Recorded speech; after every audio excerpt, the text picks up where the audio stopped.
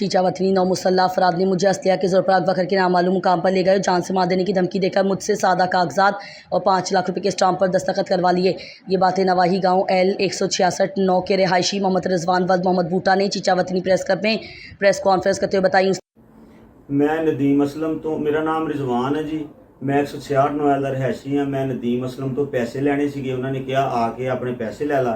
मैं पैसे लैन वास्ते गया, मैनू उन्होंने मुलजमान जिहड़े ने नदीम असलम दे नाल एक मकसूद गुजर सी, उहदे नाल कुछ बंदे सी, उन्होंने असला पॉइंट के जोर पर मैनू बन लिया, नाल मेरा समान भी लै गए, नाल मैनू भी नामलूम जगह ते लै गए। सारी रात तशद्दुद करते रहे, कदे मैनू ये गल कहते रहे कि जमीन का स्टाम दे, कदे मैनू ये कहते रहे जमीन दे दे, कदे मैनू कहते रहे टरबाइन की जगह दे दे, कदे 5 लाख का स्टाम दे दे। मेरे को खाली स्टाम ते खाली पेज ते सिग्नेचर भी, अंगूठे भी लवाए ने, सिग्नेचर भी करवाए ने, स्टाम भी उन्होंने करवाया वा।